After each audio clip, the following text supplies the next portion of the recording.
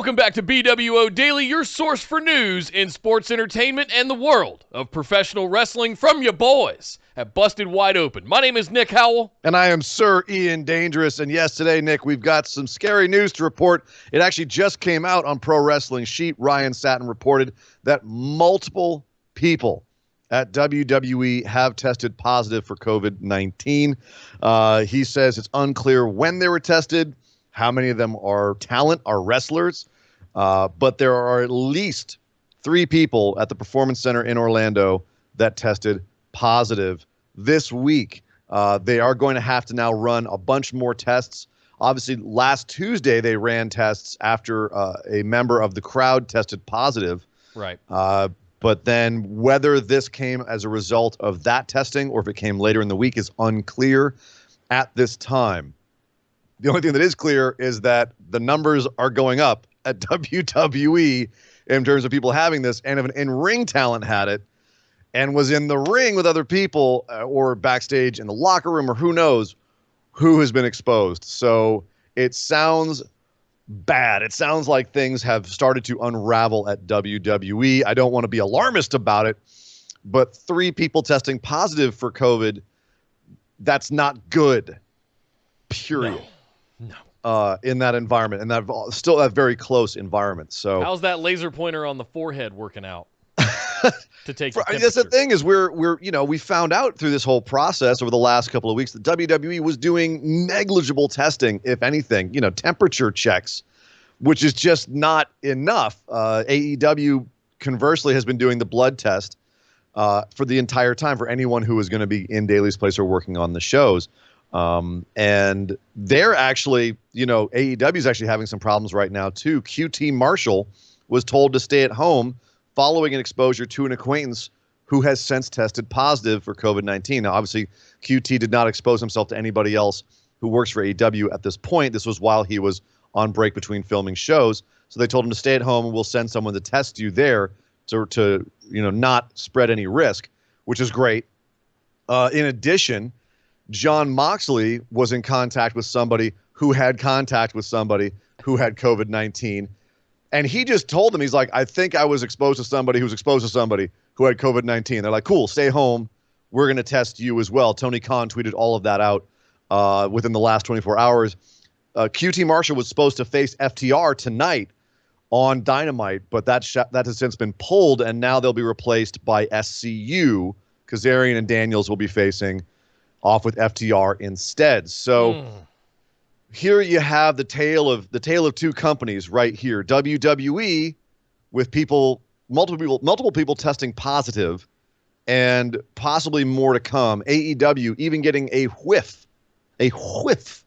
of positive tests, and they're telling people to stay home, stay away. Moxley apparently actually, just reported that there's like this secondary or tertiary exposure, and Khan put him over for it, saying that's the kind of champion that we want. So, you guys remember that old coronavirus thing we had going on a couple months ago? It's still here. It's still here. It's still Wear out a mask, there. Especially in the U.S., it's not worse than ever, but if you look at the graph, headed back in that direction. They're trending back up. So this is only going to get more. This is only going to get worse before it gets better. Yeah. At this point, the way things are heading right now with everything reopening. And hopefully WWE is learning something from this where, I don't know, you got to test people regularly, like actually test them, not just, they don't have a fever, they're fine. So at this point, I'm not going in anywhere, any kind of establishment without a mask on. Period. Hard stop. There's no exception to that. And the fact that people are comfortable not doing that is scary to me. Yeah. Yes. I'm not saying wrestlers need to be wrestling in surgical masks or some kind of PPE. I mean, right. Everybody needs PPE from Angel Garza. But for coronavirus, it should be just, assumed. So kind of yeah, we should be doing that, and the wrestling company should have been taking better care. WWE should have been taking better care with this. Obviously, this is just early days. We have yet to figure out who had it, what their exposure was, do all of the tracing and everything. So hopefully it doesn't get any worse than this. They've caught it, they shut it down, and that's it. Hopefully it doesn't get worse, but all the fingers crossed on that one.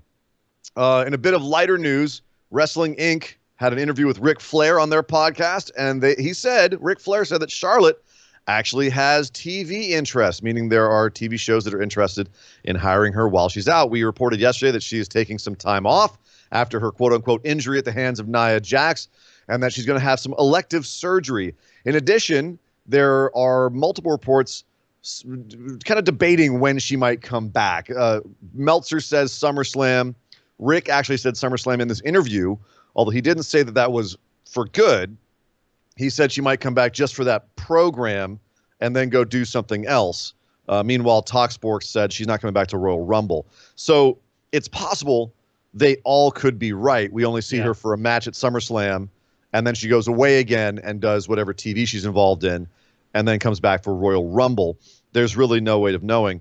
So Rick also said that fitness people want to do work with her, and that he hopes that she takes as long as possible. He then went on to kind of trash the fans who have been trashing his daughter, as you would expect a father to do. Okay. He essentially said that she wanted to take some time off, even though WWE appreciates me and they can, put my name on every card. The fans don't seem to get why. He said that basically that he wanted her to step away so that they could look and see if anyone else could step up and fill her shoes. He said, anybody else come along, do a moonsault, do it right every time, work a great match every time. So, yeah, he called out everybody on that. He said, who has the skills, the look, the expression, etc., and to be criticized for being great, give me a break. So, straight up called out the fans on that one. I'm not sure that anybody has ever straight said Charlotte wasn't good at what she does, other than Nia Jax constantly saying that she's only here because she has her daddy's last name.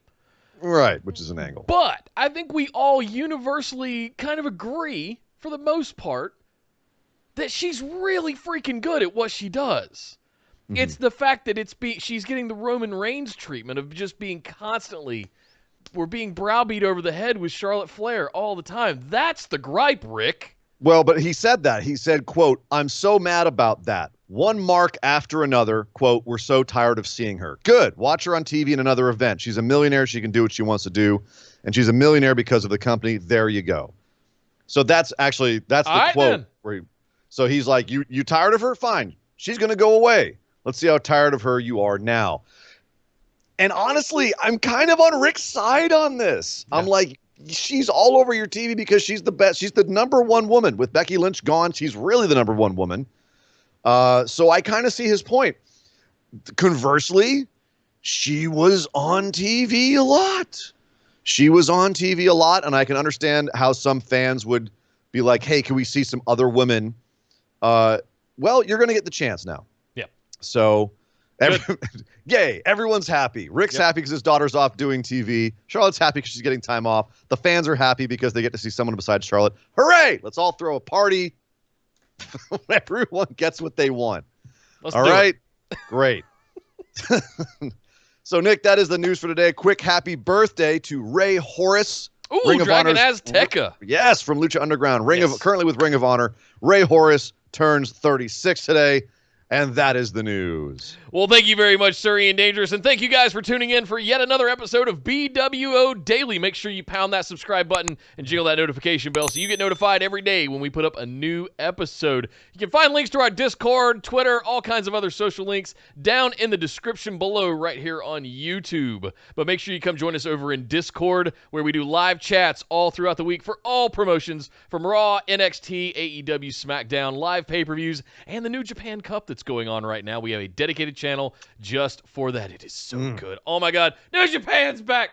My name is Nick Howell. You can find me on Twitter at DataCenterDude.